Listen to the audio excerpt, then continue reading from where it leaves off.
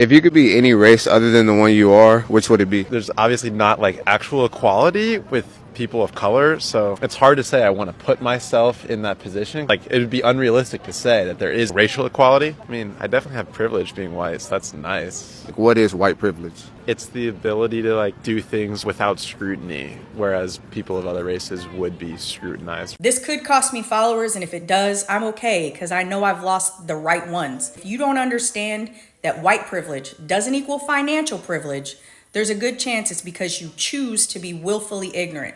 White privilege doesn't mean that you grew up rich or that you didn't have a hard life. It's the concept that by the mere coincidence of you being born white or white presenting, that you have an inherent privilege. You're afforded certain benefits of the doubt that not everyone gets. It's the difference from a white person walking into a store and a customer salesperson walking up and saying, "Hi, can we help you find something today?" To a black person walking in that same store with that same customer service person following them around because they looked kind of suspicious. It's the black family that can't leave their family photos hanging on the wall when they're selling their house because the home appraiser might undervalue their house by as much as $500,000. And for fuck's sakes, you've never had to apologize for being white.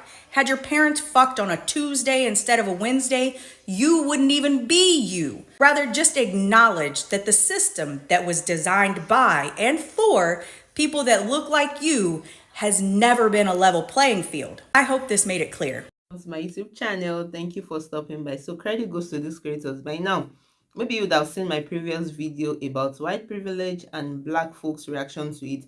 So this time we're talking about white folks. When the term white privilege comes up, right, it immediately creates tension. And not because people don't want to discuss racism, right?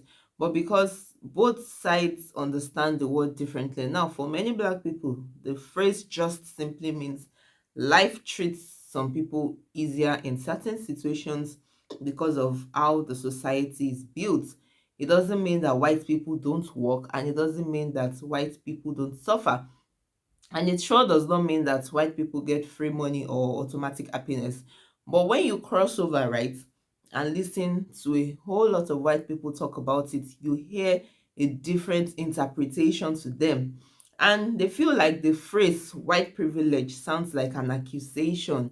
Like it sounds like somebody is saying, oh, your life has been easy. You have had it simple.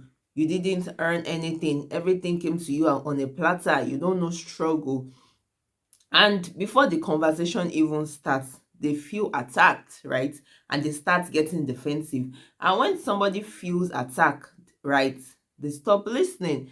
A lot of white people respond with personal stories like, oh, their parents were broke also. They had to work 3, 4, 5 jobs. They grew up in a trailer. They have had to work since they were 16, 14. They had no support growing up, and all of that. But I feel that they connect privilege to wealth, comfort, and luxury. So if they didn't grow up rich, they feel the whole idea doesn't apply to them. And what many of them don't realize is that privilege is not about how soft your life was. It's about how the world reacts to you even before you open your mouth. But because the world feels like a slap to them, most of them don't even get to that part of the conversation. So the conversation breaks not because they don't want to understand, but they also feel as if, oh, you are dismissing the pain that they have lived through. Guys, one important thing to note is this: a lot of white people have also faced real heavy struggles. I mean, some have lost jobs, grew up in broken homes, some battled addiction, living from paycheck to paycheck. I mean, these experiences also shape white people.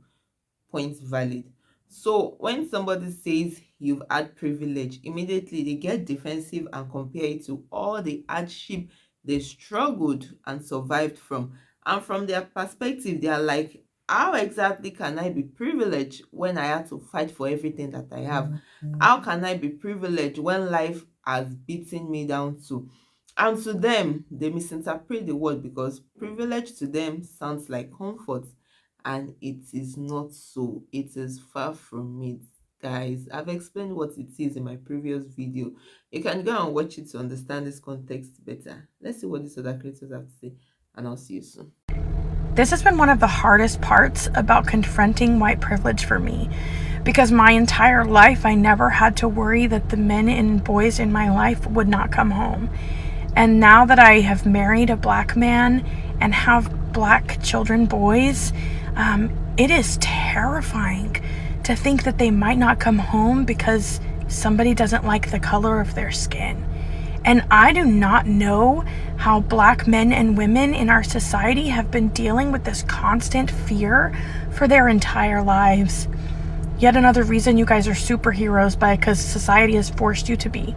Hi, I'm Kylie, and if you don't believe in white privilege, here are 5 insane statistics that prove it exists. Number 1, despite making up 60% of the population, white people hold 86% of total wealth in the US. This is from a large combination of factors, but most notably ancestral wealth. Number 2, compared to men of color, white men make more for the same job. In fact, they make up to 34% more on average. The advantage white men have over other people really sets them up for success in life. Number 3, an author calculated that the cost of white privilege in her life exceeded $300,000. Because of things like using family connections to get a job, inheriting money and real estate, she's had almost a $300,000 head start compared to non-white people. Number 4, only 2% of black households have a net worth of over $1 million compared to millions of white families. This isn't because black families don't put in effort, it's because white families have been systematically given an advantage in society. And number 5, the average inheritance for white households is between $200,000 and $300,000, which means some white people are inheriting upwards of $300K from their family. Again, it's very easy to succeed when you have these advantages in life compared to those who do not. So please pay attention to your privilege now and in the future. 20 ridiculously stupid things that white people say to deny that white privilege exists. I worked hard for everything I have. My ancestors didn't own slaves. I grew up poor, so I'm not privileged. I don't see color. Everyone has equal opportunities in America. I've been discriminated against too. I've never gotten a free pass. Racism goes both ways. You're just playing the race card.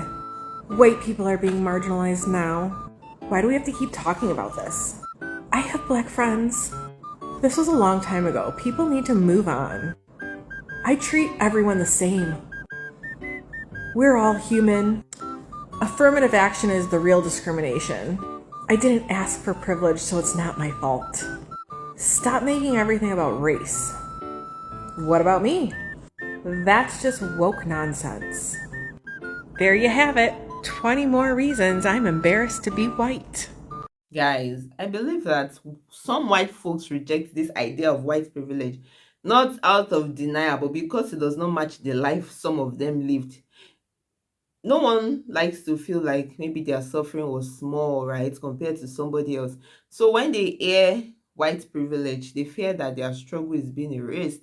And they also compare themselves to wealthy white people, not to minorities. And they look at the rich kids who lived in mansions and say, oh, if privilege exists, those are the people that have it, not me. And this is why the conversation becomes so emotional somehow most of the time, because people are not just debating the concept, they are trying to defend their life story, and the gap between both sides come down to different definitions of different experiences, right? Most white people say, oh, white privilege does not exist. They are not saying that discrimination is not real, right? They are looking at it from their perspective, and they are not saying minorities don't face challenges. Guys, I feel like what they are trying to say is that their life was not also easy, and what they don't see is that privilege does not ease pain, and privilege does not mean you are swimming in money.